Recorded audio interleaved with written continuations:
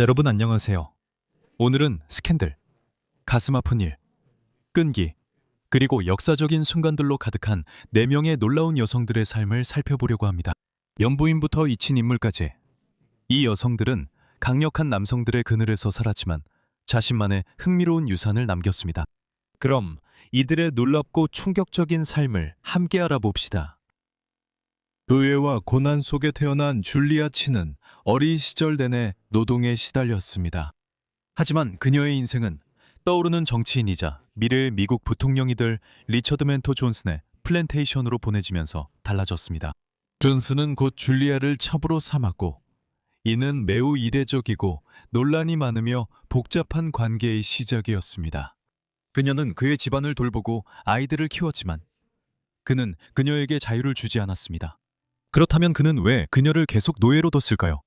그리고 왜 그녀는 역사에서 사라질 뻔했을까요? 줄리아 친이 누구였는지, 특히 그녀의 어린 시절에 대한 세부 사항을 알아내는 것은 쉽지 않은 일입니다. 18세기 후반에는 인구 기록이 부정확하게 보관되었고, 특히 노예로 태어난 사람들의 경우에는 더욱 그랬습니다. 예를 들어, 줄리아 친이 1790년대에 태어났다는 것은 알고 있지만 그녀의 주요 전기, 작가조차도 1790년에서 1797년 사이 로만 범위를 좁힐 수 있었습니다. 현재 남아있는 증거로는 이것이 가장 정확한 정보입니다. 어떤 자료에서는 그녀가 1790년에 태어났다고 주장합니다. 다른 자료에서는 그녀가 1812년에 약 15세 또는 16세였다고 하여 1796년이나 1797년경에 태어났음을 의미합니다. 마찬가지로 그녀의 부모나 배경에 대한 자세한 정보도 많지 않습니다. 그녀의 어머니는 헨리에타라는 이름의 노예였습니다. 그녀의 아버지는 자유신분의 백인 남성이었던 것으로 여겨지며 그녀는 그의 성을 받은 것으로 보입니다. 켄터키에는 친이라는 유명한 정착민 가문이 있었습니다. 그럼에도 불구하고 줄리아의 노예 주인이 누구였는지는 더 쉽게 확인할 수 있습니다. 그녀는 당시 미국의 서부 변경 지역이었던 켄터키 블루그래스 지역에 위치한 로버트 서그스 존슨과 그의 아내 제마이마의 플랜테이션에서 태어났습니다. 존슨 부부는 1770년대 최초의 유럽계 미국인 정착민들 중 일부로서 서쪽으로 이주해 켄터키에 정착했습니다. 로버트는 측량사와 토지 감정인으로 켄터키의 훗날 식민 정착을 위한 땅을 측량하고 구획하는 데 기여했습니다. 그들은 많은 자녀를 두었지만 이 이야기에서 중요한 인물은 그곳에서 1870년에 태어난 다섯째 아들 리처드 멘토 존슨이었습니다. 그가 태어났을 당시 노예제는 많은 백인 미국인들에게 도덕적 위기가 아니라 평범하고 심지어 필수적인 제도로 여겨졌으며 곧 보게 되겠지만 서부 개척의 확장과 밀접하게 얽혀 있었습니다. 켄터키는 1760년대부터 버지니아에서 서쪽으로 이동한 사람들이 정착하기 시작했고 1792년에 연방의 15번째 주로 가입했습니다. 이곳에서는 노예 소유가 완전히 합법이었고 새로운 주들이 노예제를 허용해야 하는지에 대한 문제는 아직 1810년대부터 시작될 치열한 정치적 논쟁으로 번지지 않았던 시기였습니다. 플랜테이션 경제를 가진 노예 소유 농업주임에도 불구하고 켄터키는 미국 내 어떤 주보다도 가장 많은 자유 흑인 인구가 빠르게 정착한 곳이 되었습니다. 이것은 버지니아와 같은 곳에서 자유를 얻은 노예들이 종종 서부로 가장 먼저 이주하여 자신만의 작은 농장을 얻거나 자신이 노예로 있었던 곳에서 벗어나 살기 위해서였습니다. 이뿐만 아니라 줄리아가 살던 시기에는 이 지역에 크리크족과 촉토족 같은 대규모 아메리카 원주민 부족들도 여전히 많이 있었습니다. 이로 인해 백인 정착민, 흑인, 그리고 원주민들이 서로 어떻게 교류하는지에 대한 사회적 규칙이 다른 주들과는 다르게 형성되었습니다. 이러한 인종 혼합은 줄리아의 삶에 큰 영향을 줍니다. 줄리아는 노예 신분의 여성에게서 태어났지만 순수한 서아프리카 혈통과는 거리가 멀었습니다. 하지만 그녀의 혈통에 관한 자세한 내용은 논란의 대상입니다. 대부분의 연구는 그녀가 옥토룬이었다고 자신있게 주장합니다. 이 요문은 오늘날에도 자주 사용되며 아프리카 혈통이 8분의 1이고 유럽 또는 백인 미국인 혈통이 8분의 7인 사람들을 가리킵니다. 미국 남북전쟁 이전 역사에서 이런 일이 발생한 사례는 몇 건 있지만 매우 드문 일이었습니다. 줄리아의 경우에는 실제로 그렇지 않았습니다. 줄리아는 당시 다른 많은 노예들보다 피부가 더 밝았다고 전해지지만 그녀는 많아야 커드룬, 즉 최소한 4분의 1은 아프리카 혈통을 가진 사람이었을 가능성이 높습니다. 우리는 또한 그녀가 어떻게 생겼는지 확실히 알 수 없습니다. 그녀가 죽기 전에 카메라가 보급되지 않았고 19세기의 그녀를 그린 그림들도 완전히 정확하지 않을 수 있습니다. 줄리아가 주로 유럽계 또는 백인 미국인 혈통이었음에도 불구하고 그녀는 다른 노예 아이들과 마찬가지로 대우받았습니다. 그녀의 어머니 헨리에타는 자신과 아이들을 위한 음식을 받았습니다. 하지만 그들이 해야 했던 고된 노동에 비해 그것은 너무 적은 양이었습니다. 그들은 노예들의 텃밭에서 약간의 콩, 양배추, 감자를 재배하며 살아남았지만 많은 노예들과 마찬가지로 만성적으로 단백질이 부족했고 항상 영양실조 상태였습니다. 줄리아의 어린 시절은 고난과 궁핍으로 점철되어 있었지만 그녀가 10대가 되면서 그녀의 인생은 거의 상상할 수 없었던 방식으로 그녀의 운명이 강력한 존슨 가문과 직접적으로 얽히게 되는 전환점을 맞이하게 됩니다. 줄리아가 10대가 되었을 때도 그녀의 삶은 더 쉬워지지 않았습니다. 이 시기에 줄리아는 어머니와 여동생과 떨어져 존슨 가문의 둘째 아들인 리처드 멘토의 집으로 보내져 살게 되었습니다. 존슨은 당시 30살 정도였고 이미 켄터키 정치계에서 야망 있는 신의 인물이었습니다. 그는 블루스프링 농장이라는 상당한 규모의 영지에 자신의 집을 마련하고 독립적으로 살고 있었습니다. 존슨은 미혼이었고 사실 그는 전통적인 의미에서 결혼을 한 적이 없었습니다. 후대의 기록에 따르면 존슨은 16살쯤에 한 젊은 여성에게 청혼했지만 그의 어머니가 그 결혼을 강하게 반대하며 그에게 파혼을 강요했다고 합니다. 어떤 이야기들은 그 사건이 존슨에게 깊은 상처를 남겼고 존슨이 다시는 어머니나 다른 누구도 자신의 사생활을 좌지우지하게 두지 않겠다고 다짐했다고 전합니다. 그 다짐이 실제로 있었는지 여부와 상관없이 그 결정은 곧 블루스프링 농장에서 나타난 비전통적인 가정 형태에 영향을 미치게 됩니다. 줄리아가 그곳에 보내졌을 때 그녀는 곧 그의 첩이 되었습니다. 이런 상황에서 관계에 들어갔다 같은 표현을 쓰는 것은 망설여집니다. 왜냐하면 분명히 처음에는 줄리아가 동의한 관계가 아니었기 때문입니다. 하지만 시간이 지나면서 그들의 관계는 더 복잡해졌습니다. 또한 이 모든 일이 일어났을 때 줄리아의 정확한 나이는 확실하지 않습니다. 줄리아가 1796년이나 1797년쯤에 태어났다면 그녀가 리처드와 함께 살기 위해 보내졌을 때 겨우 14살 정도였습니다. 만약 줄리아가 1790년쯤 더 일찍 태어났다면 그녀는 이미 20대에 접어들고 있었던 셈입니다. 좀 더 확실하게 알려진 사실은 줄리아가 1812년에 이모젠이라는 딸을 낳았다는 점입니다. 곧이어 두 번째 딸 아델린도 태어났습니다. 리처드가 두 딸의 아버지인 것은 거의 확실합니다. 분명히 이 시점에서 리처드와 줄리아의 관계는 복잡해졌습니다. 줄리아는 여전히 노예였지만 리처드는 그녀를 아내라 불렀다는 증거가 있습니다. 방문객들이 블루스프링 농장을 찾아왔을 때 이모젠과 아델린을 자신의 딸이라고도 거리낌 없이 소개했습니다. 그들은 존슨이라는 성도 썼습니다. 결국 리처드는 그들에게 자신들만의 땅을 마련해 주었습니다. 대부분의 역사가들은 리처드와 줄리아가 일반적인 법적 구조 밖에서 일종의 비공식 사실혼 관계에 있었던 것으로 분류합니다. 리처드 멘토 존슨은 오늘날 주로 1837년부터 1841년까지 마틴 벤 뷰런이 대통령이었을 때 미국 부통령으로 재임한 것으로 알려져 있습니다. 하지만 그의 정치 경력은 46년에 걸쳐 이어졌습니다. 그는 1804년에 처음으로 켄터키주 하원 의원에 선출되었습니다. 3년 후 그는 켄터키를 대표하여 연방 하원 의원으로서 워싱턴 DC로 향했습니다. 그는 1819년까지 그 직책을 유지하다가 켄터키주에서 미국 상원의원 선거에서 승리했고 이후 1829년부터 8년 동안 다시 하원에서 활동했으며 그 후 부통령으로 재임했습니다. 줄리아는 존슨의 부통령 취임을 보지 못하고 세상을 떠났지만 그의 정치 경력은 그녀의 삶에 큰 영향을 미쳤습니다. 그는 백인 여성과 결혼하지도 않았고 19세기 초 기준으로 더 전통적인 가족을 꾸리지도 않았기 때문에 매년 약 6개월 동안 워싱턴 DC에 머무르는 동안 줄리아는 사실상 켄터키의 블루스프링 농장을 운영했습니다. 이곳은 많은 노예들이 있는 플랜테이션 농장이었습니다. 줄리아는 농장을 관리했고 농산물을 사가는 계약업자들과 거래했으며 가정과 농장에 필요한 물품을 구입했습니다. 줄리아는 또한 사교 행사를 조직하고 진행했는데 그중 많은 행사는 리처드가 워싱턴에서 켄터키로 돌아와 지역 정치인들과 사업가들을 만날 때 열려야 했습니다.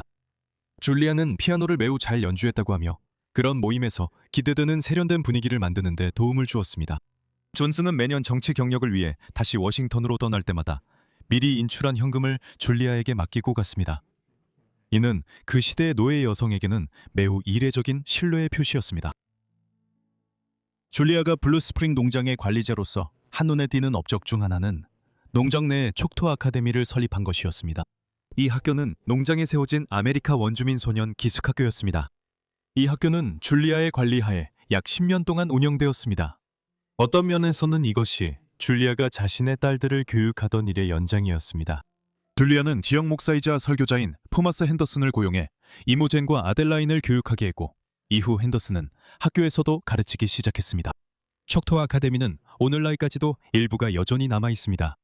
켄터키의 블루스프링 농장에는 건물의 외형이 들판에 남아 있지만 한 세기가 넘는 세월 동안 방치된 끝에 덤불과 나무가 벽을 뚫고 들어왔고 지붕도 대부분 무너져 내렸습니다. 하지만 이 켄터키 지역에 사는 사람들에게는 줄리아 친의 삶의 이야기가 여전히 살아 숨쉬는 흔적으로 남아 있어 직접 가서 볼 수 있습니다.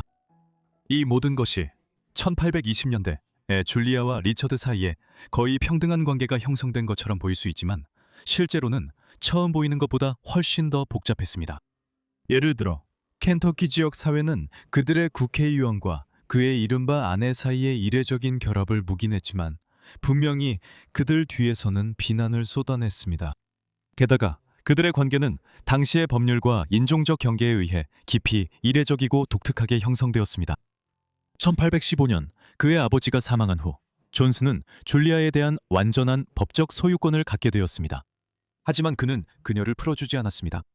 그는 공개적으로 그들의 딸들을 인정하고 자신의 자식처럼 키웠음에도 불구하고 그녀는 여전히 법적으로 노예 신분에 머물렀습니다. 역사학자들은 존슨이 줄리아를 해방시키지 않은 이유가 해방이 둘 사이 유대감을 약화시킬 수 있었기 때문일 수 있다고 봤습니다. 한 학자는 이를 그녀를 그에게 묶는 유대로 표현했습니다. 또한 당시 법에 따르면 켄터키에서는 인종 간 결혼이 금지되어 있었기 때문에 존슨이 줄리아를 해방시킨다 해도 그들은 법적으로 결혼할 수 없었습니다. 하지만 줄리아는 집안에서 영향력이 있었습니다. 줄리아는 자신의 형제인 다니엘과 그의 가족이 블루스프링 농장에 오도록 주선해 그들은 그곳에서 몇 년간 더 나은 환경에서 지냈습니다. 하지만 1821년에 그들은 팔렸고 이는 존슨이 정치 경력을 유지하면서 점점 더 커지는 재정적 압박에 직면했기 때문인 것으로 보입니다. 또한 줄리아는 노예 신분으로 인해 플랜테이션에서 규율을 유지하는 데 때때로 어려움을 겪었다는 증거도 있습니다. 존슨은 백인 직원들에게 줄리아의 권위에 따르라고 했지만 일부 노예 노동자들은 그녀의 명령을 무시했고 그녀가 처벌을 요청했을 때 이웃 남성들은 개입을 꺼렸다고 역사가들은 지적합니다. 1833년 여름, 줄리아는 미국 중서부를 휩쓴 콜레라에 걸려 심하게 아팠습니다. 콜레라는 19세기에 푸른 죽음으로 알려져 있었는데 1810년대부터 1890년대까지 유럽과 아메리카 대륙을 거대한 파도로 휩쓸며 수백만 명의 목숨을 앗아갔습니다.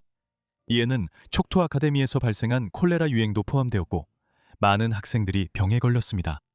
몇 주 동안 줄리아는 아이들을 간호하며 건강을 회복시켰지만 결국 그녀도 그 병에 걸리고 말았습니다. 그녀는 결국 그로 인해 세상을 떠났고 1830년대에 발생한 수많은 희생자 중 한 명이었습니다. 이 시기는 이 질병으로 인해 가장 많은 사망자가 발생한 시기였습니다. 그녀가 사망했을 당시 몇 살이었는지는 정확히 알 수 없습니다. 그녀는 40대 초반이었거나 30대 후반이었습니다. 그녀의 묘지도 알려지지 않았습니다. 줄리아가 죽은 후 리처드는 깊은 슬픔에 잠겼다고 전해집니다. 그 후 몇 년 동안 그는 플랜테이션에서 또 다른 노예 여성과 관계를 맺었습니다. 그녀가 나중에 다른 남자를 따라 떠나자 존슨은 그녀를 붙잡아 경매에 내다 팔았습니다. 그 후 그는 그녀의 여동생과도 비슷한 관계를 시작했는데 그녀 역시 노예였습니다. 줄리아의 이야기는 수십 년 동안 잊혀졌습니다. 사실 이것은 은폐라고 불러야 마땅합니다. 1836년 대통령 선거 기간 동안 리처드의 사생활과 노예 여성과의 초문에 대한 부정적인 보도가 많았습니다. 예를 들어 리처드 멘토 존슨이 줄리아 친과의 관계와 두 딸 때문에 공격받는 전단지가 돌았습니다. 1836년의 한 만화에서는 존슨이 두 딸과 함께 등장하는데 그중 한 명은 친의 초상화를 들고 있습니다. 화가는 인종적 낙인을 강화하고 공개적으로 그를 조롱하기 위해 의도적으로 친과 딸들의 피부색을 더 어둡게 그렸습니다. 그럼에도 불구하고 사생활을 둘러싼 논란에도 리처드 멘토 존슨은 마틴 벤 뷸런과 함께 부통령으로 선출되었습니다. 1850년 존슨은 여전히 정치 활동을 하고 있었지만 그때쯤 그의 신체적, 정신적 건강은 이미 쇠퇴하고 있었습니다. 그는 11월 19일 70세로 뇌졸중으로 사망했습니다. 그는 프랭크포트 뮤지에 안장되었습니다. 줄리아와의 사이에서 낳은 그의 딸들은 지참금으로 상당한 농장을 받았고 백인 남성과 결혼했지만 그의 유언장에서는 아무것도 받지 못했습니다. 그가 사망한 후 당시 살아있던 그의 두 형제 존 존슨과 헨리 존슨이 리처드의 서류와 기타 기록들을 파기한 것으로 보입니다. 여기엔 두 가지 동기가 있었을 겁니다. 첫째로 그들은 리처드의 논란이 된 관계와 줄리아와의 사이에서 낳은 두 딸에 대한 모든 기억을 지우고 싶어 했습니다. 둘째로 리처드는 사망 당시 엄청난 부자는 아니었지만 그의 두 형제가 상속받고 싶어 할 만큼 충분히 큰 재산을 남겼습니다. 그들은 1850년에 아직 살아있었던 이모젠에게 그 재산이 넘어가는 것을 원하지 않았던 것입니다. 그들은 리처드의 혼혈딸이 그의 땅을 상속받지 못하도록 도와줄 의향이 있는 판사를 찾았습니다. 법원은 그가 남긴 미망인, 자녀, 아버지 또는 어머니가 없다고 선언했습니다. 그래서 조작된 유언장이 공식 기록에 등재되었습니다. 리처드의 서류가 파기되고 그의 재산이 형제들과 그 가족들에게 넘어가면서 줄리아 친의 이야기는 어느 정도 묻히게 되었습니다. 즉, 20세기 후반 미국 부통령과 그의 노예 신분 아내에 대한 언급이 출판물에 잠깐 등장할 때까지 줄리아 친의 이야기는 거의 알려지지 않았습니다. 이러한 언급들은 최근 몇 년 동안 여러 연구자들의 관심을 불러일으켜 그녀의 삶과 시대에 대한 다양한 연구가 출판되었고 암니타 차크라보르티 마이어스가 쓴 전기책도 출간되었습니다. 이렇게 해서 부통령의 노예 아내였던 줄리아 친의 이야기는 잊혀졌던 곳에서 다시 세상에 알려지게 되었습니다. 블루스프링 농장의 대부분은 사라졌지만 지역 보존 운동가들이 촉토 아카데미에 남아있는 석조 건물을 보존하기 위해 노력한 덕분에 그녀가 살고 일했던 그 장소의 일부는 적어도 남아있게 되었습니다. 이렇게 해서 한때 역사에서 거의 지워졌던 줄리아 친의 기억은 계속해서 재발견되고 기억되고 있습니다. 1859년 테레사 바졸리 시클스는 미국에서 가장 충격적인 스캔들 중 하나의 중심이 되었습니다. 그녀는 필립 바턴 키디스 2세와 불륜 관계를 맺고 있었고 남편인 다니엘 시클스가 진실을 알게 되자 대낮에 그녀의 연인을 총으로 쏴 죽였습니다. 필립은 유명한 인물이었고 그의 공개적인 살해는 전국을 사로잡은 선풍적인 재판을 촉발시켰으며 이 재판은 영원히 법률 역사를 바꿔놓았습니다. 테레사 바졸리는 1836년 뉴욕시에서 태어났지만 정확한 출생 월일은 알려지지 않았습니다.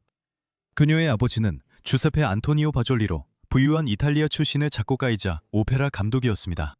그는 1832년에 뉴욕을 방문한 이탈리아 오페라단의 단장이었습니다. 그는 그곳에서 대본 작가이자 음악 교사로 변신한 로렌초 다 폰테를 만났습니다. 그가 다 폰테 가족과 더 많이 교류하기 시작하면서 그는 마리아와 알게 되었는데 마리아는 로렌초의 양딸로 추정되지만 일부 자료에서는 그녀가 혼외 관계의 결과라고 주장하기도 합니다. 이때 주세페는 30대 중반이었고 마리아는 겨우 10대였습니다. 그럼에도 불구하고 두 사람의 관계는 계속 하락되었고 마리아가 겨우 15살이었던 1834년에 두 사람이 결혼했을 가능성이 높습니다. 테레사는 2년 뒤 태어났습니다. 테레사는 매우 음악적이고 국제적인 환경에서 자라났으며 어린 시절의 대부분을 할아버지인 로렌초 다폰테의 집에서 보냈습니다. 로렌초 다폰테는 수십 년 전 볼프강 아마데우스 모차르트와 함께 일한 것으로 유명했습니다. 예술가들과 다양한 언어 그리고 사상에 둘러싸여 자란 테레사는 매우 총명하다는 평을 받았으며 10대가 되었을 때 이미 여러 언어를 구사하고 여러 악기를 능숙하게 연주할 수 있었습니다. 하지만 이렇게 교양 있고 세심하게 가꿔진 세계도 테레사를 오래 보호해주지 못했습니다. 곧 알게 되겠지만 그녀는 곧 자신의 이름을 악명 높게 만들 남자의 눈에 띄게 됩니다. 1850년대 초 테레사가 10대에 접어들 무렵 그녀는 이미 눈에 띄는 아름다움과 점점 더해지는 매력으로 주목받고 있었습니다. 그리고 1851년 그녀는 다니엘 시클스와 만났지만 사실 이것이 그들의 첫 만남은 아니었습니다. 다니엘은 1819년 10월 20일에 태어났으며 뉴욕의 변호사이자 지역 정치인의 아들이었습니다. 다니엘 역시 변호사가 되었지만 1830년대 후반과 1840년대 초반에는 도시의 출판업계에서 일했습니다. 이로 인해 다니엘은 로렌초 다 폰테와 안토니오 바졸리 같은 문화 인사들과 접촉하게 되었고 이들은 자신들의 음악적 주석을 출판하기도 했습니다. 그는 뉴욕에서 교수였던 다폰테의 아들과도 친분이 있었습니다. 그가 나중에 성공했지만 20대 초반에는 부모님이 그가 방황하고 지도가 필요하다고 여겨 로렌초 다폰테의 집에 머물게 했고 그곳에서 프랑스어와 이탈리아어를 배웠다고 합니다. 그는 1830년대 후반 약 20살 무렵에 그곳에서 약 1년 정도 살았던 것으로 전해집니다. 그때 테레사는 아직 아기였습니다. 앞서 언급했듯이 그들은 몇 년 후인 1851년에 다시 만났고 그때 다니엘은 이미 뉴욕주 의회에서 지역 정치인으로 자리 잡고 있었습니다. 다니엘은 젊은 테레사에게 곧 반해 바로 창혼했습니다. 하지만 그의 사회적 지위와 오랜 가족 인연에도 불구하고 바졸리 가족은 처음에는 결혼을 허락하지 않았습니다. 굴하지 않은 다니엘은 1852년 9월 17일 테레사와 민사 결혼식을 올렸고 이후 그녀의 가족이 허락한 뒤 종교식으로 정식 인정을 받았습니다. 그들의 정확한 나이 차이는 완전히 명확하지 않습니다. 다니엘은 일반적으로 1819년에 태어난 것으로 알려져 있지만 그는 나중에 자신과 어린 아내 사이의 뚜렷한 나이 차이를 줄이기 위해 1825년생이라고 주장하기도 했습니다. 초기 출생 연도를 받아들인다면 다니엘은 33번째 생일을 얼마 남기지 않은 나이였고 테레서는 결혼 당시 약 16세였던 것으로 널리 알려져 있습니다. 이 결혼은 곧 스캔들로 인해 무너지게 됩니다. 다니엘과 테레사의 결혼은 비교적 평범하게 시작되었습니다. 테레사는 1853년 늦은 봄에 딸을 낳고 그들은 그녀에게 로라 뷰캐넌이라는 이름을 캐넌이라는 이름을 지어주었습니다. 그들이 전년도 9월에 결혼할 때 테레사가 임신한 것을 의심했는지는 확실하지 않지만 어쨌든 그들은 결혼을 계획하고 있었던 것으로 보입니다. 그래서 말하자면 이것은 속도 위반 결혼은 아니었습니다. 이러한 겉보기에 평범한 결혼 생활과는 달리 결혼은 처음부터 문제가 많았습니다. 다니엘은 1852년에 테레사와 결혼할 때 이미 유명한 바람둥이였고 그의 행동에 대한 소문이 무성했습니다. 그는 한때 뉴욕주 의회에서 유명한 매춘부와 어울리고 그녀를 의회 회의장에 데려온 일로 견책을 받은 적이 있었습니다. 그가 자주 집을 비웠다는 사실도 이런 추측에 힘을 실어주었습니다. 예를 들어 로라가 태어난 직후 다니엘은 프랭클린 피어스 대통령 정부를 대표하는 무역 사절단의 일원으로 영국으로 떠났습니다. 그는 뉴욕의 그 매춘부 페니 화이트를 영국까지 데려갔고 런던에서 그녀를 빅토리아 여왕에게까지 소개했습니다. 그가 집으로 돌아온 후 그는 1856년에 미국 하원 의원으로 선출되어 다음 해에 의석을 차지했습니다. 이제 다니엘과 테레사는 워싱턴 DC로 이사하여 정치의 중심지인 라파에트 광장에 정착했습니다. 그곳에서 테레사는 곧 엘리트 사회에서 두각을 나타내는 인물이 되었고 그녀의 아름다움과 매력 그리고 뛰어난 파티 주최 실력으로 유명해졌으며 심지어 워싱턴 사교계의 여왕이라는 배명까지 얻었습니다. 둘은 완벽한 부부처럼 보였지만 그 이면에는 다니엘의 반복된 외도가 또 다른 이야기를 말해주고 있었습니다. 그러던 중 1857년 3월 제임스 뷰캐넌 대통령의 취임식에서 테레사는 키가 크고 잘생긴 남자인 필립 바턴 키 2세를 만났습니다. 필립은 프랜시스 스콧 키의 아들이었습니다. 프랜시스는 유명한 미국 시인이자 변호사였습니다. 그가 가장 유명한 이유는 포트 맥켈리의 방어라는 시를 쓴 것이었습니다. 이 시는 1812년 전쟁 중 메릴랜드 볼티모어에 있는 포트 맥켈리를 미국인들이 영국군에 맞서 방어한 사건을 다룬 열정적인 민족주의 작품입니다. 오늘날 우리는 모두 이 시를 알지만 이렇게 불리는 건 거의 들어본 적이 없습니다. 이 시는 이후 곡이 붙으면서 오늘날 성족이라는 이름으로 알려지게 되었습니다. 워싱턴에서 필립과 테레사는 같은 사회적 모임에서 어울렸고 여러 모임과 행사에서 자주 마주치면서 점점 가까워졌습니다. 다니엘이 정치적인 일로 자주 자리를 비우자 테레사는 혼자서 이런 행사에 자주 참석했지만 필립은 항상 그녀 곁을 지켰습니다. 아직 매우 젊고 점점 더 고립되어 가던 그녀는 자신의 결혼 생활에 환멸을 느끼게 된 것으로 보입니다. 1858년 봄이 되었을 때 시클스 부부가 워싱턴에서 약 1년 정도 살고 있었는데 이 무렵 테레사와 필립의 우정은 불륜으로 발전하게 되었습니다. 필립은 워싱턴에서 저명한 인물이었으며 컬럼비아 특별고 연방 검사로 일하고 있었습니다. 필립은 1818년에 태어났으며 그때쯤 22살이었던 테레사보다 18살이나 나이가 많았습니다. 필립은 또한 4자녀를 둔 호랍이었으며 도시에서 가장 잘생긴 남성 중 한 명으로 널리 알려져 있었습니다. 필립과 테레사 사이의 관계는 거의 1년 동안 이어졌으며 대부분 대중의 시선에서 숨겨져 있었습니다. 하지만 그들이 비밀을 지키려는 노력에도 불구하고 필립의 점점 깊어지는 애정은 숨기기 어려워졌습니다. 그는 종종 테레사의 집 근처를 맴돌거나 그녀가 있을 만한 곳에 나타나는 모습이 자주 목격되었습니다. 두 사람은 자주 만났고 때로는 거리에서 때로는 그녀의 마차 안에서 만나기도 했으며 결국 더 은밀한 만남을 갖게 되었습니다. 필립은 시클스 부부 집에서 가까운 곳에 집을 빌려 두 사람이 몰래 만날 수 있게 했습니다. 필립은 테레사의 집을 지나갈 때 손수건을 흔들어 신호를 보냈고 테레사가 같은 방식으로 응답하면 두 사람은 그 집에서 만났습니다. 하지만 바로 이 신호가 결국 그의 파멸로 이어지게 됩니다. 두 사람이 관계를 비밀로 하려 했음에도 불구하고 다니엘은 1859년 2월 24일에 익명의 편지를 통해 아내가 불륜을 저지르고 있다는 사실을 알게 되었습니다. 분노한 다니엘은 테레사를 추궁했습니다. 처음에는 테레사가 불륜을 부인했지만 압박을 받자 무너져 내리며 필립과의 만남을 자세히 묘사한 자필 고백서를 썼습니다. 그 일 후 다니엘은 테레사에게 필립을 다시 만나지 않겠다고 약속하게 했습니다. 누가 다니엘에게 편지를 보냈는지는 정확히 알 수 없지만 테레사와 필립의 불륜은 시클스 집안 직원들 사이에서는 이미 공공연한 비밀이었기 때문에 필립이 드나드는 것을 본 누군가가 보냈을 수도 있습니다. 확실히 알고 있는 것은 필립 바턴 키 이 세각으로부터 불과 사흘 뒤인 1859년 2월 27일 워싱턴 DC의 라파에트 광장에서 살해당했다는 사실입니다. 라파에트 광장은 현재 프레지던트 파크로 불립니다.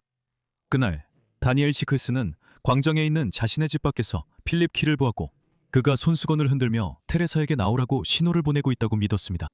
필립은 며칠 동안 테레사로부터 아무 소식도 듣지 못해 불안해했고 라파엘트 광장 반대편 시클스 집 바로 맞은편에 있는 코스모스 클럽의 방을 빌렸습니다.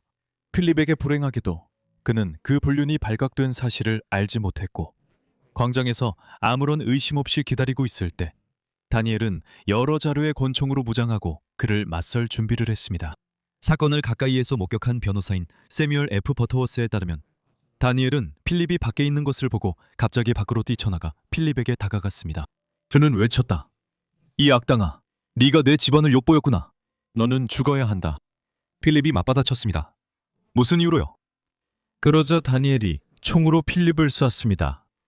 첫 번째, 총알이 필립의 손을 스쳤고 그 뒤에 몸싸움이 벌어졌습니다. 두 사람은 서로 몸싸움을 벌였고 그 과정에서 다니엘 시클스가 또 한 발을 쏘아 필립의 사타구니 아래를 맞췄습니다. 부상을 입은 필립은 비틀거리며 도망쳐 근처 나무 뒤에 숨으려고 했습니다. 그는 그러면서 사람 살려, 날 죽이지 마! 라고 외쳤습니다. 하지만 다니엘은 정말로 그를 죽일 생각이었고 더 가까이 다가가서 아주 가까운 거리에서 두 발을 더 쐈습니다. 그중 한 발은 불발이었지만 다른 한 발은 필립의 가슴을 정통으로 맞춰 치명상을 입혔습니다. 다니엘은 도망쳤고 필립은 근처 집으로 끌려가 그곳에서 곧 숨졌습니다. 그날 늦게 다니엘은 법무장관 제레마이아 에스블랙의 집에 피신했다가 체포되었지만 예상할 만한 환경에서 구금되지는 않았습니다. 다니엘 시클스의 체포는 워싱턴에서 큰 화제를 불러일으켰습니다. 그는 악명 높은 음침하고 쥐가 들끓는 감옥에 수감되었지만 그의 처지는 결코 평범하지 않았습니다. 그는 집에서 가져온 식사와 난방이 드는 방 등 특별한 편의를 제공받았고 가족부터 워싱턴 사회의 저명 인사들까지 끊임없이 방문객을 맞이했습니다. 그가 구금되어 있는 동안 전국의 신문들은 이 사건을 대서특필하며 스캔들의 전말을 자세히 보도했습니다. 4월 4일 재판이 열렸을 때 법정 밖에는 엄청난 인파가 몰려들었습니다. 시클스는 1850년대 말까지 이미 큰 부를 쌓았고 최고의 변호사 8명으로 팀을 꾸렸습니다. 대표는 뉴욕 출신 제임스 브래디로 증인들을 위협하는 것으로 유명했습니다. 반면 검찰 측은 그다지 유능하지 않은 변호사인 로버트 홀드가 이끌고 있었습니다. 시클스는 인기 있는 정치인이었고 배심원단이 선정되는 동안 배심원 후보로 고려된 75명 중 72명 이 피고인에게 호의적일 수 있다는 추정이 나왔습니다. 재판이 시작되자 변호인단은 이례적인 방식으로 변론을 펼쳤습니다. 그들은 시클스가 자신의 아내와 필립키의 불륜 때문에 일시적으로 정신이 나간 상태였으므로 그의 행동에 대해 책임을 물을 수 없다고 주장했습니다.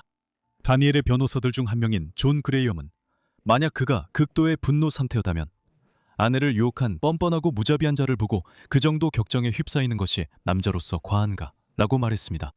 이 일시적 정신착란이라는 주장이 전개되면서 법정에서는 살해당한 키가 마치 재판을 받는 사람처럼 되어버리고 시클스가 오히려 피해자로 묘사되는 기이한 상황이 벌어졌습니다. 변호인단은 그녀가 불륜을 자백한 서면 고백을 증거로 제출함으로써 다니엘의 행동을 더욱 정당화하려 했습니다.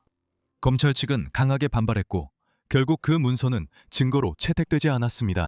그러지 않고 시클스는 직접 행동에 나서 그녀의 자백서를 언론에 유출했고 언론은 이를 전문으로 보도하여 테레사의 사생활을 드러내고 사건을 둘러싼 열기를 더욱 고조시켰습니다. 또 다른 중요한 순간은 한 의사가 증인석에 나와 테레사의 불륜 사실이 밝혀진 후 다니엘이 심리적으로 완전히 무너졌으며 그로 인해 다니엘이 필립키를 살해하게 만든 광기에서 결코 회복하지 못할까봐 걱정했다고 증언했을 때였습니다. 재판이 진행되는 동안 테레사는 매일같이 언론에서 비방과 중상을 당했고 그녀는 사람들 앞에 나서기를 피했습니다. 4월 26일에 법정에서 평의가 끝났을 때 판사는 배심원들에게 다니엘이 2월 24일 테레사의 불륜을 알게 된 후 3일이 지난 27일에 필립을 살해했다는 점을 명심하라고 지시했습니다. 그는 이번 살인이 격정에 의한 범죄라는 주장에 약점이 있다고 강조했습니다. 다니엘은 진정할 시간이 사흘이나 있었습니다. 그가 그 사흘이 끝난 후에 필립을 살해했다는 사실은 계획적인 살인임을 시사했습니다. 배심원단은 다르게 판단했습니다. 단 1시간 만에 배심원단은 돌아와서 시클스의 일시적 정신 이상 주장이 정당하다고 선언했습니다. 그들은 그를 무죄로 판결했습니다. 그날 저녁, 데니얼은 워싱턴에서 성대한 파티를 열었고 그의 석방을 축하하기 위해 1,500명이 참석했습니다. 재판이 끝난 후의 여파는 어쩌면 그 전과 재판 중에 있었던 일들만큼이나 이상했습니다. 테레사와 데니얼은 잠시 서로 멀어졌지만 이혼하진 않았습니다. 테레사는 언론에서 맹렬하게 비난을 받았고 동부 상류 사회에서 외면당했습니다. 반면 데니얼은 다시 의회에서 자신의 자리를 되찾았습니다. 이 모든 일들은 사람들이 정말로 살인범이 누구였는지 이해했는지 의문을 갖게 만듭니다. 결국 두 사람은 어느 정도 화해를 했고 이 결정은 신문에서 더 큰 분노를 불러일으켰습니다. 그들의 충격적인 이야기는 금세 사람들의 관심에서 사라졌습니다. 에이브러햄 링컨은 1860년 11월에 미국 대통령으로 선출되었습니다. 사우스캐롤라이나는 한 달 후 연방에서 탈퇴한 첫 번째 주가 되었고 1861년 4월 남부연합이 북군을 남부에서 몰아내려 하면서 미국 남북전쟁이 발발했습니다. 이렇게 해서 1859년의 재판은 대중의 의식에서 사라지게 되었습니다. 어쨌든 데니얼 시클스는 이제 자신의 명성을 회복할 기회를 얻게 되었습니다. 그는 연방군 장교가 되어 전쟁에서 가장 중요한 여러 전투에 참전했습니다. 1863년 7월 초 그는 게티즈버그 전투에 참전했습니다. 전투 중 그는 오른쪽 다리를 대포 아래 심하게 다쳤습니다. 그의 다리는 절단되어 워싱턴에 있는 육군의학박물관으로 보내졌습니다. 그 뼈는 오늘날까지도 국립보건의학박물관에 전시되어 있습니다. 테레사는 스캔들 후 결혼 생활이 달라졌고 대외 활동에서 거의 물러났습니다. 그녀는 남은 생애의 대부분을 뉴욕에서 보냈으며 1867년 2월 5일 브루클린에서 결핵으로 사망했습니다. 그녀의 나이는 겨우 30이나 31살이었습니다. 몇 년 전 스캔들에도 불구하고 가족 인맥 덕에 그리니치 빌리지 장례식에 많은 이들이 참석했습니다. 1869년 다니엘은 미국의 스페인 주재공사로 임명되었고 몇몇 소문에 따르면 그는 망명 중이던 이사벨라 2세 여왕과 심지어 불륜 관계였다고도 합니다. 마드리드에서 그는 카라미나라는 스페인계 프랑스 여성과 관계를 시작했고 1871년에 결혼했습니다. 부부는 두 자녀가 있습니다. 1880년에 고향으로 돌아온 후 그는 뉴욕에서 여러 공직을 맡았고 1893년부터 1895년까지 2년 동안 잠시 의회에 복귀하기도 했습니다. 이 무렵 테레사와의 사이에서 낳은 그의 딸은 이미 세상을 떠났습니다. 두 사람은 점점 멀어졌고 알코올 중독자였던 라우라는 1890년에 겨우 38세의 나이로 세상을 떠났습니다. 다니엘 시클스는 오랜 세월을 살았고 1914년에 94세의 나이로 세상을 떠났습니다. 마지막으로 의미심장한 사실은 그는 게티스버그 전투의 고위 지휘관들 중 유일하게 동상이 없는 인물로 남아있다는 점입니다. 이 부제는 그의 유산을 규정지은 스캔들, 재판, 그리고 살인 사건이 남긴 그림자를 반영합니다. 1861년 내전이 나라를 산산조각냈습니다. 버리나 데이비스는 남부연합의 영부인이라는 역할을 예상치 못하게 맡게 되었습니다. 그녀의 남편 제퍼슨 데이비스가 이제 새로 분리된 국가의 대통령이 되었기 때문입니다. 하지만 그녀의 지위 뒤엔 의심과 긴장이 있었습니다. 그녀의 혈통에 대한 소문이 무성했습니다. 비판자들은 그녀의 충성심을 의심했고 전쟁은 그녀에게 엄청난 개인적 상실을 안겨주었습니다. 그렇다면 그녀는 어떻게 될까요? 저와 함께 알아보시죠.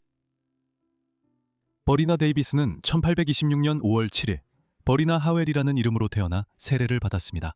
그녀의 부모인 윌리엄과 마거릿은 미시시피주 네체지에 살고 있었지만 그녀는 부모님이 루이지애나 주에 있는 친척들을 방문하던 중 시골에서 태어난 것으로 보입니다. 일부 자료는 그녀가 미시시피주 출신이라고도 합니다. 버리나는 초기 미국 엘리트 계층을 대표하는 가문에서 태어났습니다. 아버지 쪽 가문은 야망과 공공공사가 깊이 뿌리내려 있었고 그녀의 친할아버지는 1790년대 뉴저지 주지사를 지냈으며 그녀의 아버지 역시 1812년 전쟁 때 영국군에 맞서 무기를 들었습니다. 그녀의 어머니 마거릿 루이자 캐프는 부유한 미시시피 농장주의자 노예 소유주의 딸이었으며 그 농장주의자 노예 소유주는 스코틀랜드계 아일랜드계 이민자로서 미국 남부에서 지위와 부를 일군 인물이었습니다.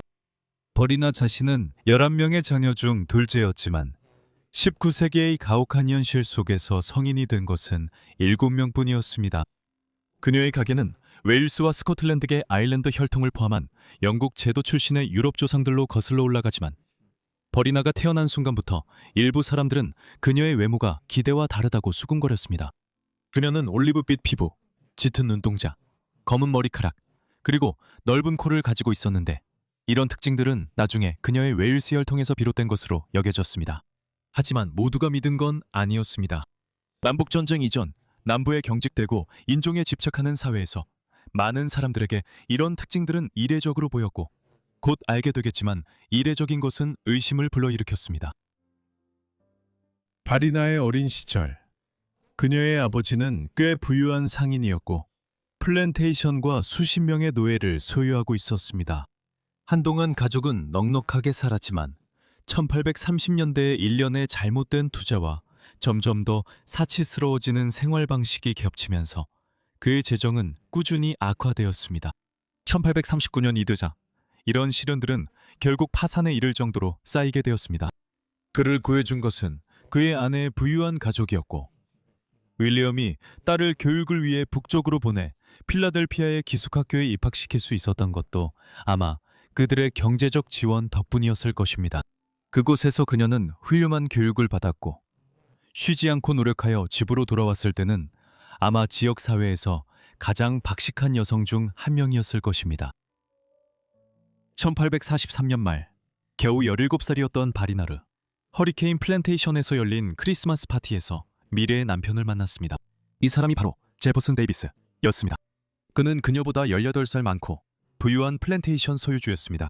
제퍼슨은 이전에 잠시 사라 녹스 테일러와 결혼했었지만 그녀는 1835년 결혼 후 몇 달 만에 세상을 떠났습니다. 사라는 미국 육군 장군이자 1849년부터 1850년 임기 중 사망할 때까지 잠시 미국의 12번째 대통령을 지낸 제커리 테일러. 버리나는 데이비스를 처음 만났을 때 반했지만 부모님은 나이 배경, 정치적 차이로 두 사람의 관계를 달가워하지 않았습니다. 그래도 잠시 망설임 끝에 부모님은 허락을 해주었고 두 사람의 연애는 1844년을 지나 다음 해까지 계속되었습니다. 이후 데이비스가 청혼했고 결혼식은 성대한 사교 행사로 계획되었지만 나중에는 이 계획이 취소되었습니다. 1845년에 결혼할 때 결혼식은 그녀의 부모님 댁에서 열렸고 바리나의 친척과 친구들만 소수 참석했습니다. 하지만 이상하게도 데이비스 가족 중에서는 아무도 참석하지 않았습니다. 이후에야 바리나는 남편이 성 역할에 대해 매우 전통적인 태도를 가지고 있다는 것을 깨달았습니다. 그는 그녀가 교육을 받았음에도 불구하고 전형적인 남부 아내의 역할을 하기를 기대했던 것입니다. 그녀는 남편이 첫 아내에 대한 미련을 여전히 가지고 있음을 깨달았습니다. 1835년 그녀가 세상을 떠난 후 데이비스 깊은 슬픔에 잠겨 8년 동안 대부분을 사회와 단절된 채 보냈습니다. 그는 과거를 완전히 잊지 못했거나 잊으려 하지 않았을 수도 있습니다. 버리너는 훗날 자신이 그들의 결혼 생활에서 때때로 차선책 같은 아내처럼 느껴졌다고 인정했습니다. 짧은 신혼여행도 그 사실을 다시 떠올리게 했습니다. 그 신혼여행에는 그의 노모 제인 데이비스와 자신보다 먼저 그의 곁을 떠난 여성의 무덤을 엄숙하게 찾는 일정이 포함되어 있었습니다. 신혼부부는 이후 제퍼슨, 형이자 부유한 조셉, 이 제공한 땅에 제퍼슨이 세운 브라이어필드 농장에 정착했습니다. 곧이어 남편을 잃고 가난해진 그의 누나가 7자녀와 함께 그곳에 살기 위해 도착했습니다. 이 결정은 발이나와 산이 없이 이루어졌고 그녀는 매우 불쾌해했습니다. 하지만 1846년 제퍼슨 데이비스, 그저 미국 하원의원으로 선출되었고 바리나 갸리나드 그와 함께 워싱턴 DC로 갔습니다. 바리나는 그 도시를 금세 사랑하게 되었습니다. 그녀는 그곳의 사교 생활에 적극적으로 참여했고 곧 도시에서 가장 인기 많고 가장 젊은 사교계 안주인 중 한 명으로 자리 잡았습니다. 하지만 곧 데이비스는 멕시코 미국 전쟁 1846-1848 참전을 위해 하원의원직을 사임했습니다. 전쟁이 끝난 후 그는 새로운 야망을 가지고 정치계로 돌아왔습니다. 하지만 그의 위상이 높아질수록 남편과 아내 사이의 긴장도 커졌습니다. 그의 정치적 견해가 베레나와 상충했기 때문입니다. 베레나는 노예제에 대해 북구인과 비슷하게 생각했지만 제퍼슨은 달랐고 심지어 노예를 가축에 비유했습니다. 그럼에도 불구하고 베레나는 머릿속에서 서로 다른 두 사람의 관점을 조화시킬 수 있었고 두 사람의 관계는 안정적으로 유지되었습니다. 베레나는 돈을 좋아했고 1850년대 제퍼슨의 재산이 늘자 두 사람의 문제들도 자연스레 해결되는 듯했습니다. 제퍼슨은 오랜 기간 미시시피주 연방 상원의원으로 일했으며 1853년에는 프랭클린 피어스 대통령 행정부에서 전쟁 장관으로 임명되었습니다. 이로 인해 그들의 집은 미시시피에 있었지만 가족은 1845년부터 1861년까지 대부분의 시간을 워싱턴 DC에서 보냈습니다. 이곳에서 베레나는 더 편안함을 느꼈고 도시의 넓은 정치적, 사회적 환경이 미시시피에 점점 더 뜨거워지는 분위기보다 자신의 성향에 더 잘 맞는다고 생각했습니다. 하지만 가족의 비극이 곧 닥쳐오고 있었습니다. 1852년부터 1864년까지 베레나와 제퍼슨은 네 아들과 두 딸, 총 6명의 자녀를 두었습니다. 안타깝게도 대부분의 아이들은 생이 짧습니다. 1854년 데이비스 부부는 첫째 아이인 세뮤얼이 2살이 되기도 전에 세상을 떠나 큰 충격에 빠졌습니다. 슬픔에 잠긴 베레나는 한동안 사회생활에서 물러났습니다. 다음에 딸 마거릿이 태어났고 그녀는 데이비스 부부 자녀 중 유일하게 성장해 결혼하고 가정을 이뤘습니다. 셋째 아이인 제퍼슨 주니어도 성인까지 살아남았지만 1878년 미시시피강 계곡에서 발생한 황열병 유행 때 21살의 나이로 세상을 떠났습니다. 이후 두 아들이 더 태어났는데 1859년에 조셉이, 1861년에 윌리엄이 태어났습니다. 두 아들 모두 어린 나이에 세상을 떠났습니다. 막내딸 위니는 1864년에 태어났으며 어머니와 특히 가까운 사이였습니다. 하지만 그녀가 태어나기 전 몇 년 동안 남부에서는 그들의 삶을 영원히 바꿔놓을 사건들이 일어나고 있었습니다. 베레나의 인생 전체의 궤적이 1860년 말에 바뀌었습니다. 어린 시절부터 미국에서는 노예제에 대한 논쟁이 점점 격화되고 있었습니다. 공화국이 처음 세워졌을 때부터 북부주들과 남부주들 사이에는 분열이 있었습니다. 북부주들은 더 도시화되어 있었고 산업화 과정을 받아들이면서 그들의 경제는 더 이상 노예 노동에 의존하지 않게 되었습니다. 많은 주들이 노예 제도를 금지하기 시작했습니다. 그리고 베레나의 시대에는 북부의 자유주와 남부의 노예 소유주 사이에 뚜렷한 분열이 있었습니다. 강제노동은 여전히 거대한 플랜테이션에서 면화와 담배를 재배하는 데 중심적인 역할을 했습니다. 베레나는 1850년대 말까지 이런 배경 속에서 평생을 살았습니다. 노예제도가 많은 남부 사람들에게는 당연한 것이었지만 베레나는 보다 국제적인 성장 환경과 교육 덕분에 수년간 이 문제에 대한 북부 자유주의자들의 시각에 노출되어 있었습니다. 두 지역과 인연이 있어 그녀는 자신을 반은 북부, 반은 남부 사람이라 불렀습니다. 노예제도는 전국적으로도 점점 더 논쟁의 대상이 되고 있었습니다. 국가가 서쪽으로 확장되면서 새로운 주에서 노예제를 허용할 것인지에 대한 논쟁이 촉발되었습니다. 이 논쟁은 1850년대에 들어서면서 더욱 격화되었고 특히 공화당이 창당된 이후로 더욱 심해졌습니다. 공화당의 대통령 후보였던 에이브러햄 링컨이 1860년 11월에 미국 대통령으로 선출되었습니다. 링컨은 전국적으로 노예제를 폐지하겠다는 공약을 명확히 내세우지는 않았지만 남부주들은 그의 의도를 두려워했고 1860년 12월 사우스캐롤라이나주가 연방에서 탈퇴한 첫 번째 주가 되었습니다. 1861년 1월부터 4월 사이에 많은 다른 주들도 뒤따라 탈퇴했고 남부에서 경쟁국가인 남부연합, 콘페더러시, 미국을 결성했습니다. 같은 해 4월 미국 남북전쟁의 첫 발포가 울려 퍼지며 연방과 남부연합 사이에 나라를 갈라놓을 분쟁이 시작되었습니다. 베르나 데이비스와 그녀의 남편은 곧 미국 남부연합의 최초이자 유일한 대통령과 영부인이 되었습니다. 그들이 이 역사적으로 독특한 지위에 이르기까지는 점진적인 과정이었습니다. 미시시피는 사우스캐롤라이나와 함께하기로 결정하고 1861년 1월 9일에 연방에서 탈퇴했습니다. 제퍼슨은 12일 후 워싱턴 DC에서 상원 의원직을 공식적으로 사임했습니다. 불과 4주 후 그는 엘라베마주 몽고메리에서 열린 회의에서 남부연합 임시 대통령이 되었습니다. 임시직은 1862년 2월 22일에 정식 직위가 되었고 그때쯤 전쟁은 본격적으로 진행 중이었으며 수도는 버지니아주 리치먼드로 옮겨졌습니다. 제퍼슨의 아내로서 베르나는 즉시 영부인이 되었습니다. 남편이 대통령직에 오르게 된 것은 오랜 기간 상원의원이었고 전쟁부 장관을 지냈던 그의 경력 덕분이었습니다. 하지만 베르나의 남부연합의 영부인으로서의 처지는 힘겨웠습니다. 그녀는 남부연합의 대의를 진심으로 믿지 않았고 그런 의심 때문에 새로운 분리국가의 영부인 역할에 적합하지 않았습니다. 당시 리치먼드에서 그녀와 대화한 사람들은 이를 알아차렸고 많은 이가 그녀의 외모를 언급하기 시작했습니다. 점점 더 악의적이고 노골적으로 인종차별적인 언론에서는 그녀의 피부색에 대한 소문이 모욕으로 확대되었습니다. 신문들은 그녀의 누런 피부와 짙은 이목구비에 주목하며 그녀가 아메리카 원주민이나 아프리카계 미국인 혈통이 일부 있을 수도 있다고 암시했습니다. 다른 이들은 더 나아갔습니다. 적대적인 비평가들은 그녀와 그녀의 남편 모두를 상처 입히기 위해 충격을 주려는 표현을 사용하며 그녀를 물라토나 인디언이라고 불렀습니다.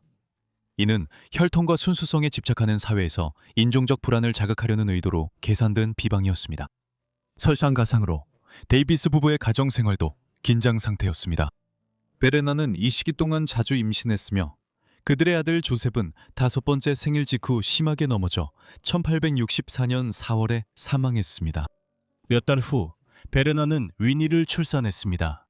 그 아이는 곧 남부연합의 딸로 알려지게 되었고 그녀의 이미지와 이야기는 전쟁의 마지막 해 동안 남부 전역에 퍼지며 사기를 높이기 위한 노력의 일환으로 전해졌습니다. 이렇게 베레나는 전쟁 기간 내내 임신하고 슬퍼하고 비판받으며 자신이 진정으로 믿지 않았던 대의의 가장 저명한 여성 대변인 중 한 명으로 내몰렸습니다.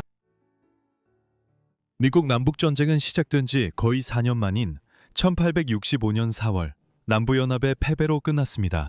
남부연합의 최고장군 로버트 이리가 항복을 준비하는 동안 제퍼슨과 베르나, 그들의 가족과 지지자들은 리치몬드에서 남쪽으로 도망쳤습니다. 그들은 조지아에서 체포되었고 제퍼슨은 전투가 끝난 지 며칠 후 에이브러햄 링컨 대통령 암살 사건과 어떤 식으로든 연관이 있다는 의혹이 제기되어 구금되었습니다. 이로 인해 제퍼슨은 그 후 2년 동안 감금 생활을 했습니다. 그 기간 동안 베르나는 남편의 석방을 위해 노력하는 한편 자녀들을 친척이 있는 캐나다로 보내 안전하게 보호받도록 했습니다. 그는 1867년 5월 보석으로 석방되었고 1868년 크리스마스에 앤드루 존슨 대통령이 발표한 전직 남부연합 정치인과 군인들에 대한 일반 사면에 포함되었습니다. 이제 데이비스 부부는 원하는 대로 자유롭게 살 수 있게 됐습니다. 하지만 그들을 둘러싼 사회는 변해 있었습니다. 제퍼슨의 부는 노예 노동으로 운영된 플랜테이션에 기반했습니다. 이제 그것은 사라졌습니다. 게다가 정치 경력을 다시 시작할 기회도 없었고 전쟁과 감옥에 있을 때 발생한 모든 법적 비용 때문에 가족의 재산도 크게 줄어들었습니다. 이제 가족은 유럽으로 여행을 떠났고 남부연합의 전직 대통령과 영부인이라는 유명세 덕분에 강연과 출연료로 약간의 돈을 벌었습니다. 제퍼슨이 미국으로 돌아간 후 베레나와 아이들은 유럽에 남았고 여러 가지 교직을 맡는 것을 고려했습니다. 자매와 아이들과 함께 영국에 있던 베레나는 1870년과 1871년에 미국에서 제퍼슨의 불륜 가능성에 대한 기사를 읽고 분노했습니다. 이 시기에 그들의 아들 윌리엄이 11번째 생일을 앞두고 세상을 떠났고 여기에 재산의 몰락까지 겹치면서 그들은 오랜 기간 우울증에 빠졌습니다. 1870년대 베레나는 미국으로 돌아왔고 부부는 점차 화해하여 결국 1878년에는 다시 함께 살게 되었습니다. 그때쯤 제퍼슨은 루이지애나의 한 플랜테이션 소유주의 부유한 미망인인 사라 도시의 후위에 의존하고 있었습니다. 도시는 사실 1830년대 두 소녀가 함께 기숙학교를 다니던 시절부터 베르나를 알고 있었습니다. 도시는 또한 작가이자 역사가로 그녀의 글에서 남부연합의 대의를 강력하게 옹호하게 되었습니다. 그녀는 데이비스 부부를 미시시피 멕시코만 보부 아래 자신의 영지로 초대했고 결국 그 집을 저렴하게 팔았습니다. 사라가 1879년에 세상을 떠났을 때 그녀는 제퍼슨에게 상당한 금액의 돈을 남겼고 이는 제퍼슨의 남은 생애 동안 그들의 재정 문제를 크게 해소해 주었습니다. 그는 1889년 남부 여러 주의 대규모 황열병 유행으로 81세 세상을 떠났습니다. 남편이 세상을 떠난 후 베레나는 뉴욕시로 이주해 살게 되었는데 당시에는 이 결정이 논란이 되었습니다. 그녀는 언론 재벌 조지프 필리처의 친척으로 1891년 그가 뉴욕 월드에서 글을 쓰게 했습니다. 그녀의 딸 위니도 동행했습니다. 그녀는 이 시기에도 글을 썼고 아일랜드 혁명가 로버트 에밋에 대한 연구서와 같은 여러 권의 책을 출판했습니다. 그래서 베레나와 그녀의 딸은 1890년대 맨해튼에서 작가로서 중산층 생활을 했으며 종종 시내의 아파트 호텔이나 친척집에서 살았습니다. 가끔 베레나는 북쪽으로 이주하고 뉴욕시의 북부신문에 글을 쓰기로 한 결정 때문에 남부 언론에서 비판을 받았습니다. 그녀는 이러한 비판에 대해 전쟁과 남편의 죽음 때문에 자신이 생계를 위해 일해야 했다고 반박했습니다. 1898년 위니가 34세의 나이로 사망하는 비극이 닥쳤습니다. 사인은 폐렴이나 위염이었을 가능성이 있습니다. 베레나가 그녀가 아버지와 오빠 옆에 리치몬드에 묻히도록 장례를 준비했습니다. 베레나는 나이가 들어가고 있었지만 그 후에도 계속해서 글을 썼습니다. 그녀의 후기 기사들 중 많은 부분이 남북전쟁이 끝난 지 30년이 지났음에도 여전히 심하게 분열되어 있던 미국에서 북부와 남부주들 사이의 화해와 더 나은 이해를 촉진하려는 생각에 초점을 맞췄습니다. 베레나는 두 현실 사이에 놓인 이상한 삶을 살고 있었습니다. 한편으로는 그녀는 뉴욕에 살았지만 동시에 남부연합군 출신 군인들과 정치인들의 가족에서 자라난 여성들의 모임에 참석하기 위해 여행을 다니기도 했습니다. 베레나는 말년에 교육 기회의 확대에 관심을 가졌습니다. 예를 들어 1901년에 베레나는 영향력 있는 아프리카계 미국인 지도자인 부커 T 워싱턴을 만나 여성과 아프리카계 미국인 모두가 미국에서 더 많은 교육 기회를 가질 수 있는 방법에 대해 논의했습니다. 말년에는 매일 센트럴파크를 차나 마차를 타고 둘러보고 극장에 가는 것을 즐겼습니다. 결국 그녀는 80살까지 살았으며 1906년 10월 16일 맨해튼 미드타운의 아파트에서 폐렴으로 세상을 떠났습니다. 그녀는 딸 마거릿 데이비스 헤이스와 여러 명의 손주, 증손주를 남기고 세상을 떠났습니다. 오늘날에도 많은 사람들이 그녀의 사진을 보며 혈통을 추측합니다. 일부는 외모를 보고 아프리카계나 아메리카 원주민 혈통이 있다고 믿습니다. 일부는 그녀가 자신을 혼혈이라 불렀다는 점을 근거로 들기도 합니다. 하지만 계보 연구와 현대 역사가들의 연구에서는 이를 뒷받침할 만한 신뢰할 수 있는 증거가 발견되지 않았습니다. 기록된 그녀의 가계는 유럽 조상들로 거슬러 올라가므로 우리는 추측만 할 수 있습니다. 베레나 하워드 데이비스는 뉴욕시 거리에서 장례 행렬로 추모를 받았고 이후 리치먼드에 안장되었습니다. 이는 남부연합의 유일한 영부인이 그 짧은 기간 동안에 수도에 안장되었다는 의미입니다. 그녀의 묘비엔 평안이라고만 적혀 있었습니다. 메리 링컨은 유명한 미국 대통령 에이브러햄 링컨의 아내였습니다. 그녀는 영부인이었고 충분히 부유했으며 좋은 가정을 이루고 있었지만 1875년에 그녀의 친아들이 그녀를 정신병원에 보냈습니다. 그래서 그녀에게 무슨 일이 있었던 걸까요? 그녀는 정말로 미쳤던 걸까요? 그리고 왜 그녀의 아들은 그랬을까요? 이 질문들을 답하기 위해서는 먼저 19세기 초로 돌아가야 합니다. 오늘날 에이브러햄 링컨의 아내로 주로 알려진 이 여성은 1818년 12월 13일에 켄터키주 렉싱턴이라는 마을에서 메리앤 토드로 태어났습니다. 그녀의 아버지는 로버트 스미스 토드였으며 그의 조상들은 미국 독립전쟁에서 중요한 역할을 했던 인물들이었습니다. 로버트는 젊었을 때 변호사로 수련을 받았지만 개인 변호사로 일하진 않았고 대신 당시 미국의 개척지였던 켄터키에서 여러 사업을 시작했습니다. 그는 또한 1812년 영국과의 전쟁에 참전했으며 이 무렵에 그의 아내이자 메리의 어머니인 엘리자베스 토드와 결혼했습니다. 그러나 메리가 겨우 6살이었을 때 메리의 어머니는 출산 합병증으로 안타깝게도 세상을 떠나고 말았습니다. 그 다음에 로버트는 다시 결혼했는데 이번에는 엘리자베스 험프리스와 혼인했습니다. 이 두 번째 결혼에서 9명의 자녀가 태어나서 토드 가족은 대가족이 되었습니다. 그래도 그들은 경제적으로 여유가 있었기 때문에 가족은 렉싱턴 중심에 있는 14개의 방이 있는 대저택에서 편안하게 살 수 있었습니다. 메리 역시 그 시절로서는 훌륭한 교육을 받았는데 그 교육은 언어, 고전, 춤, 음악, 그리고 사교 예절에 중점을 두고 있었습니다. 하지만 다른 면에서는 그녀의 어린 시절이 힘들었습니다. 계모와의 관계가 좋지 않았고 많은 이복 형제들 사이에서 소수였기 때문입니다. 켄터키는 노예를 소유한 주였고 토드 가문도 이 점에서는 다르지 않았습니다. 한때 그들은 12명 이상의 사람들을 노예로 삼았는데 대부분이 집안일을 하는 하인들이었습니다. 이 점에서 그들의 입장은 노예제가 전국적으로 야기하고 있던 갈등을 반영했습니다. 결국 토드 가족은 대체로 노예제를 포기하게 되었지만 그들은 노예제가 논란이 많은 문제였던 변경 지역에 살고 있었습니다. 19세기 중반 무렵에는 불안한 합의가 이루어져 있었습니다. 이 합의에 따라 뉴저지, 뉴욕, 보스턴, 코네티컷과 같은 동부 해안의 북부주들은 노예제가 금지된 자유주가 되어가고 있었던 반면 버지니아, 노스캐롤라이나와 사우스캐롤라이나, 조지아와 같은 동부 해안의 남부주들은 여전히 노예제에 기반한 경제와 사회를 유지하고 있었습니다.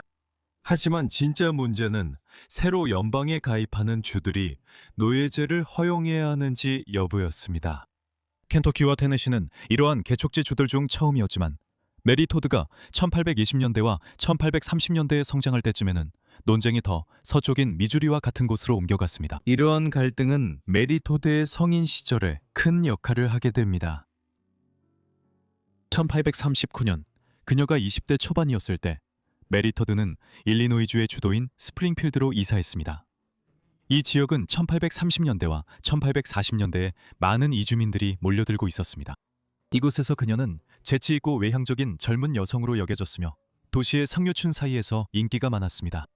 처음에는 떠오르는 젊은 변호사이자 민주당 정치인인 스티븐 A. 더글라스에게 구애를 받았지만 이 시기에 그녀는 에이브러햄 링컨도 만났습니다. 당시 링컨은 스프링필드에서 30살의 변호사였으며 잘 알려지지 않았고 아직 정치 경력도 시작하지 않은 상태였습니다. 두 사람은 곧 가까워졌지만 그 관계는 특이했습니다.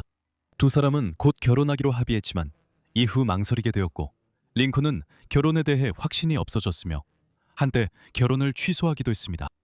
그럼에도 불구하고 두 사람은 19세기 기준으로 비교적 긴 연애 끝에 1842년 11월 4일에 결국 결혼하게 됩니다.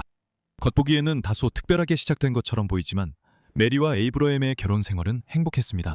그들은 여러 아들을 두었는데 첫째 로버트는 1843년에 태어났고 3년 후 애는 에드워드가 태어났습니다.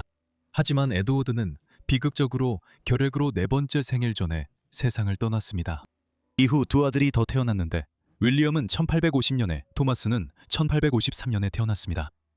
두 사람 모두 각자 엉뚱한 면이 있었습니다. 링컨은 온화한 성격에 자주 산만해 보이는 인물이었습니다. 그의 아들들은 사무실에서 링컨의 동료들 업무를 자주 방해한 것으로 유명했습니다. 그들은 이 일에 대해 아브라함에게 자주 불평했지만 그는 상황을 해결하기 위해 아무런 조치도 취하지 않았습니다.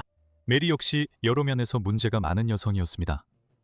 그녀는 자주 기분이 오락가락했고 공개적으로 분노를 표출했으며 성격이 매우 사나웠습니다.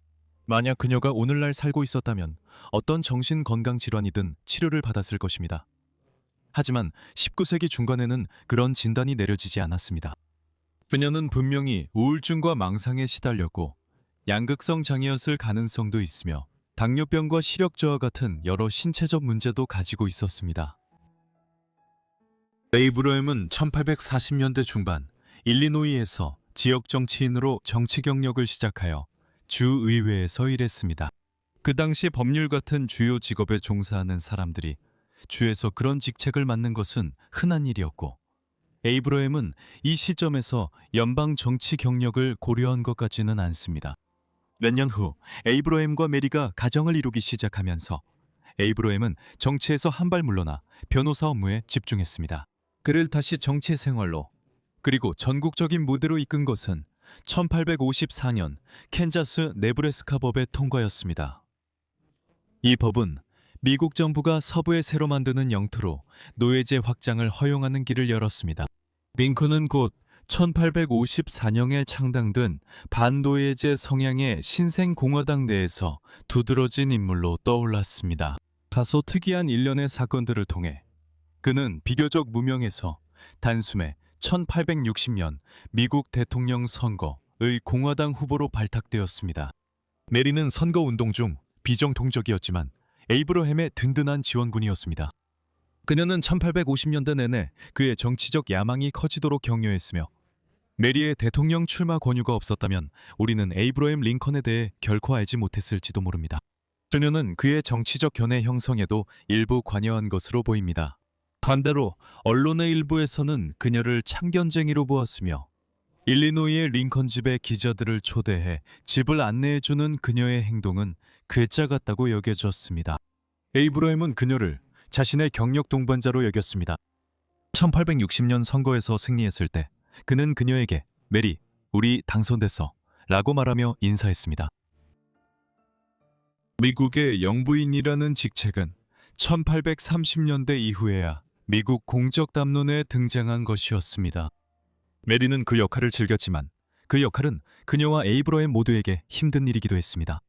미국 남북전쟁은 링컨이 대통령이 된 지 몇 달 만에 발발했는데 이는 새 대통령이 연방 전체에서 노예제를 폐지하려 한다는 믿음 때문이었습니다. 켄터키에서 노예를 소유하던 가정에서 자란 메리는 남부연합편에서 싸운 가까운 친척들이 많았고 그녀의 이복 형제들 중 몇 명은 전사하기도 했습니다. 하지만 그녀는 연방과 노예제 폐지 운동을 공개적으로 지지했습니다. 그렇긴 하지만 그녀는 백악관에서의 연회와 공식 행사, 고급 보석, 실내 장식 등에 사치스럽게 돈을 쓴 것으로 인해 논란을 일으키기도 했습니다. 당시 나라 전체가 전쟁의 고통을 겪고 있었고 많은 사람들이 일상생활에 필요한 기본적인 것조차 부족한 상황이었습니다. 링컨 백악관 운영을 아는 사람들에게는 그들은 또한 메리 링컨을 남편이 전시정부의 중요한 일에 집중하지 못하게 방해하는 참견쟁이로 보았습니다. 그녀는 자주 우울증과 조증에 시달렸고 전반적으로 변덕스러운 행동을 보였습니다. 1862년 그녀의 아들 윌리엄, 즉 윌리가 장티푸스로 세상을 떠났다는 소식을 들은 후 그녀의 정신 상태는 특히 더 악화되었습니다. 그녀는 너무 충격을 받아 약 3주 동안 침대에 누워 있었고 장례식에도 참석하지 못했으며 몇 달 동안 간호사의 돌봄을 받았습니다. 링컨은 당시 노예제 문제로 민주당이 분열되어 있었기 때문에 1860년 선거에서 간신히 승리할 수 있었습니다. 하지만 시간이 지나면서 그의 인기는 점점 높아졌고 미시스 링컨의 평판도 전쟁이 계속되는 동안 워싱턴 DC와 메릴랜드 지역의 병원에서 그녀가 펼친 자선활동 덕분에 크게 향상되었습니다. 결국 연방은 연방에서 승리하게 되었고 그 과정에서 미국의 노예 제도도 종식되었습니다. 메리 링컨은 이후 좀 더 안정된 퍼스트 레이디가 되기를 크게 기대했지만 존 윌크스 부스라는 인물은 전혀 다른 생각을 하고 있었습니다. 부스는 배우이자 남부연합을 지지하던 인물로 1865년 4월 14일에 에이브러햄 링컨 대통령을 암살했습니다. 그와 메리가 워싱턴 DC의 포드 극장에서 아워 아메리칸 커즌 공연을 관람하던 중이었습니다. 메리는 남편이 머리 뒤쪽을 총에 맞았을 때 그의 손을 잡고 있었습니다. 그는 몇 시간 동안 혼수 상태에 있다가 4월 15일 아침이 되어서야 숨을 거두었습니다. 링컨 부인은 한때 방에서 데리고 나가야 했습니다. 그만큼 그녀의 충격이 컸던 것입니다. 메리 링컨은 남편이 암살당한 후 상당한 동정을 받았습니다. 부부는 전쟁 동안 너무나 많은 고통을 겪었고 이제 모든 것이 끝나고 전쟁에서 승리한 것처럼 보였을 때 메리의 남편은 그녀에게서 잔인하게 빼앗겼습니다. 그녀가 받은 조의 메시지들 중에는 영국의 빅토리아 여왕이 보낸 편지도 있었습니다. 1861년 4년 전 자신의 남편 엘버트 공을 잃은 여성으로 그 상실에서 결코 완전히 회복하지 못한 사람이었습니다. 그녀는 평생 동안 검은 상복을 입고 지냈습니다. 동정의 메시지들에도 불구하고 메리 링컨은 곧 재정적으로 곤란한 상황에 처하게 되었습니다. 에이브러햄은 변호사와 정치인으로서 모두 성공을 거두었고 오늘날 가치로 200만 달러가 훨씬 넘는 상당한 재산을 메리에게 남겼습니다. 하지만 메리는 항상 낭비벽이 있었고 퍼스트레이디로서의 시간은 이런 성향을 더욱 악화시켰습니다. 1868년까지 그녀는 자신이 돈이 바닥나고 암살당한 대통령의 가난한 미망인으로서 재정적 지원이 필요하다고 전국 언론에 광고하고 있었습니다. 그녀는 이후 수년 동안 자신의 재정 상태를 개선하려 애썼고 가족 친구들과 남편의 옛 정치적 동맹자들로부터의 재정적 지원에 의존해 살았습니다. 한때 그녀와 아들 테드가 유럽으로 이주해 프랑크푸르트에서 젤리그만 가족과 함께 살기도 했습니다. 조셉 젤리그만은 독일계 유대인으로 미국으로 이주해 매우 성공한 사업가가 되었고 링컨 대통령 재임 시절 북군의 전쟁 자금을 모으는데 큰 도움을 주었습니다. 결국 1870년대 초의 의회는 메리에게 연간 연금을 지급하기로 결정했지만 그녀는 남편이 남긴 유산을 탕진한 이후로 결코 안정적인 재정 상태를 회복하지 못했습니다. 남편이 사망한 후 메리가 겪은 재정 문제는 그녀의 항상 불안정했던 정신 건강에 상당한 부담을 주었습니다. 이것은 1868년에 엘리자베스 커클리가 쓴 비하인드 더 신즈 혹은 노예로서의 30년과 백악관에서의 4년이라는 책이 출간되면서 더욱 악화되었습니다. 캐클리는 노예 출신으로 링컨 가족의 재봉사로 일하게 되었고 이후 메리 링컨의 가까운 조언자이자 친구가 되었습니다. 메리 링컨은 자신과 이미 세상을 떠난 남편에 대한 많은 개인적인 비밀이 담긴 이 책의 출간을 심각한 배신으로 여겼고 당시 많은 사람들도 이를 매우 무례한 일로 생각했습니다. 이러한 모든 불안과 불안정, 그리고 1871년에 결핵이나 심장질환으로 추정되는 아들 토마스, 시대 정신 건강은 심각하게 더 악화되었습니다. 그녀는 변덕스럽고 편집증적이며 망상에 쉽게 빠지게 되었습니다. 이것은 1875년에 절정에 달했는데 그녀가 유일하게 살아남은 아들 로버트를 방문했을 때 실제로는 그렇지 않았음에도 불구하고 그가 심각하게 아프다고 확신하게 되었습니다. 그녀는 그를 방문하는 동안 기차에서 누군가 자신을 독살하려 했다고 그에게 말했습니다. 그녀는 또한 한 번도 사용하지 않은 물건들에 많은 돈을 썼고 수만 달러에 달하는 국채를 옷에 꿰매 넣은 채 도시를 돌아다녔습니다. 결국 로버트는 어머니를 정신병원에 입원시키기로 결정했습니다. 전직 영부인이 관련된 사건이었기 때문에 많은 대중의 관심을 불러일으킨 심신 상태를 가리는 재판이 이어졌습니다. 법정 절차가 끝난 직후 메리는 정신 상태가 너무 안 좋아서 스스로 목숨을 끊으려 한 것으로 보였습니다. 메리는 여러 약국을 돌아다니며 자살할 수 있을 만큼의 로더넘을 주문했지만 한 약사가 이를 눈치채고 대신 위약을 건넸습니다. 처음에 메리는 일리노이주 바타비아 정신병원에 입원했지만 그 후 사건에 복잡한 문제가 생겼습니다. 특히 로버트가 어머니의 재정을 관리하고 있었으며 많은 사람들이 어쩌면 부당하게도 그가 어머니를 입원시키려는 숨은 의도가 있다고 생각하기 시작했다는 사실이 드러나기 시작했습니다. 결국 1876년에 메리는 스스로를 돌볼 수 있을 만큼 충분히 정상이라고 선언되어 자유를 얻게 되었습니다. 이 일은 분명히 그녀의 인생에서 불쾌한 사건이었고 당시 로버트의 인격이 의심받기도 했지만 1870년대 메리 링컨의 심리 상태가 좋지 않았다는 점에는 거의 의심의 여지가 없습니다. 메리는 정신 이상 사건 이후 다시 유럽으로 돌아가 프랑스와 다른 곳에서 몇 년 동안 여행을 하며 지냈습니다. 이 시기 동안 그녀의 건강은 더욱 악화되었는데 이는 주로 여행 중에 여러 번 넘어져 다친 것에 기인한 발전이었습니다. 1880년대 초 아직 60대 초반이었던 그녀는 다시 미국으로 돌아와 일리노이주 스프링필드에 있는 여동생의 집에 점점 더 머무르게 되었습니다. 그녀는 1882년 7월 16일 그곳에서 넘어져 의식불명에 빠진 뒤 심장마비로 세상을 떠났습니다. 그녀의 나이는 63살이었습니다. 그녀의 말년의 고난 속에서 몇 안 되는 위안 중 하나는 그녀와 로버트가 그녀가 세상을 떠나기 직전에 화해했다는 점이었습니다. 메리는 대체로 역사가들에 의해 매우 평범하거나 심지어 형편없는 영부인으로 평가받아 왔습니다. 그녀의 여러 가지 문제들이 남편이 공식 업무에 집중하는 데 방해가 되었기 때문입니다. 국가적 위기 상황에서 말이죠. 하지만 최근에는 그녀에 대한 좀 더 동정적인 시각이 등장했습니다. 특히 스티븐스 스필버그 감독의 영화 링컨에서 셀리 필드가 그녀를 연기한 이후로 더욱 그렇습니다.